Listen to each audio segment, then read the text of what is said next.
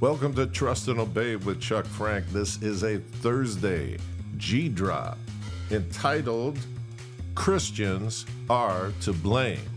So look, there's a caveat with this message. If you're an unbeliever, then this message is not for you. Okay, it's not going to make any sense to you anyway. Okay, what makes sense to you is what's been going on for almost 4 years. Okay, and we have a verse in the Bible that says what Satan means for evil, God can use for good. So what you're seeing right now in the early voting is the backlash to 3+ years of evil. And the reason that we're going through this is the fault of Christians. So let's start with a biblical verse on this. We're actually going to read the parable of the talents from the Gospel of Matthew 25. For the kingdom of heaven is like a man traveling to a far country, who called his own servants and delivered his goods to them. And to one he gave 5 talents, to another 2, and to another 1, to each according to his own ability. And immediately he went on a journey.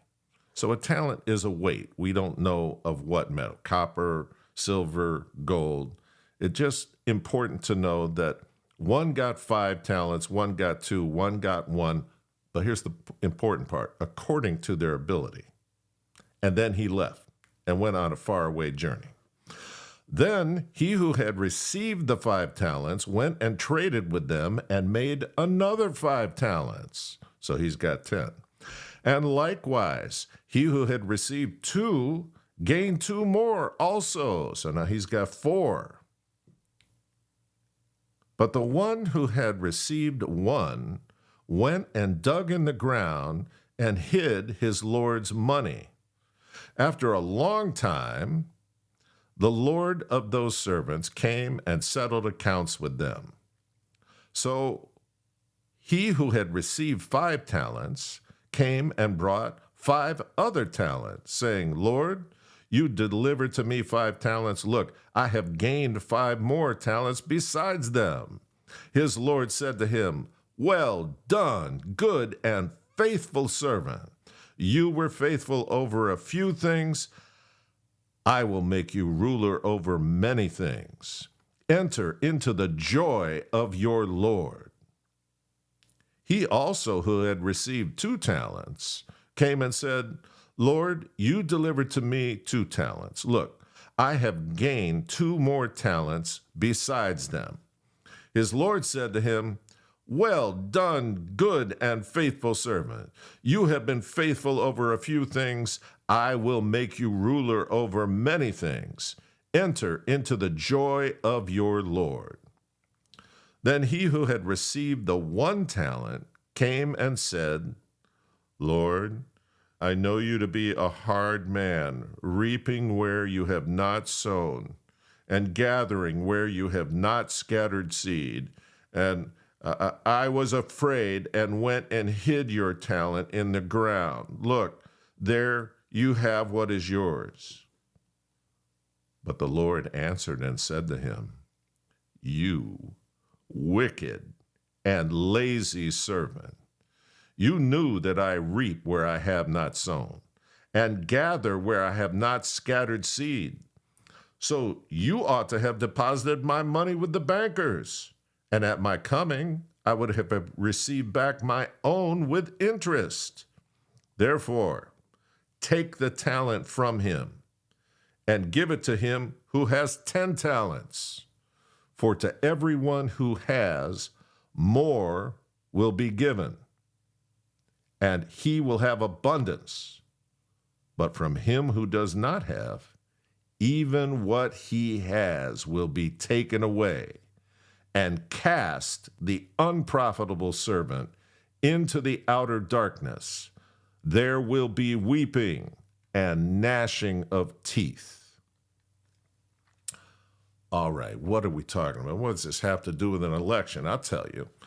I'm working this election. I am working early voting. I'm working 6 days a week of early voting, and I am seeing so much. It's been a gift from God. And I tell you, I see everybody represented in this parable. Let me tell you who the 5-talent Christians are, okay? The 5-talent Christians are people who are out there working it. They're working all aspects of it. They are volunteering as much time as they can with their other responsibilities. And the best part is they're mentioning God first. They are doing this whole thing to represent the Lord. So they're doing it in a wonderful spirit. They get all these, you know what? This morning, I worked from 7 to 11. I have never, ever been flipped off so many times in my life in a 4-hour period. Over 100 times. And you know what? It's mostly older women. Older women. Karens, right? You never would expect it. You look at them in their car and all of a sudden, bang, they whip that middle finger out. I think it's funny. But it's not funny. It's sad, right? And then I got other people, I can't even quote what they said to me because it's so horrible, yelling out their windows at me. So that's all right. That's all right, okay? As one of my Tennessee pastor friends said, you ain't gonna steal my joy, Satan. Well, I laugh when he said it, but I apply it all the time now. So let's talk about what's going on. We as Christians, people who identify, who say, I'm a Christian, we're the biggest voting bloc in the United States of America, okay? And if you take the next 3 voting blocks and put them together, we're still bigger than all 3 of those. But here's the catch. Half of the group that identifies as Christians never, ever register to vote. So, who does that sound like? That sounds to me like the 1-talent Christian, right? Here's your 1 talent. You get to be born into the United States of America or arrived here by some other circumstance. You have the chance to make your dreams come true. And you've been exposed to the gospel of Jesus Christ. That is such abundance. But let's call it 1 talent because what these people do, 50% of them, 50% of that group never, ever registers. That is saying to God, oh, well, thanks for putting me here. The rest of the world is dying to get here, millions of people, and I just took that opportunity and I buried it in the ground. And I'll just give it back to you. Now, I see all kinds of two-talent Christians, right?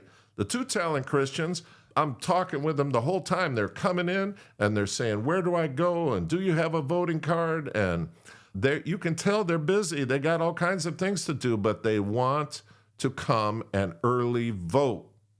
They want to make a statement for the Lord. And every single one of them mentions that. And every single one of them drives away with the salutation, God bless you. So of this huge voting block of Christians, 50% of them are 1-talent Christians, right? We got 2-talent Christians who have very busy lives, but they are still trying to make things better through their vote. They realize the value of their vote. But half of our block, nope, 1 talent, buried it. Now let's look at the other 50% of our block. Of that group, half of them register and never vote. Think about that. Half of them register and never vote. That's like taking a seed, putting it in the ground, and then forgetting about it. No, I'm not going to water it. I'm not going to weed around it. I'm not going to fertilize it. And I'm definitely not going to have a harvest from it. It's going to be taken over by weeds. And that's what's happened in our country. Because 75% of this huge block are 1-talent Christians. Now let's look at, what do we got left? 25% of the biggest voting block in the country. And of that group, half of them are blue Christians.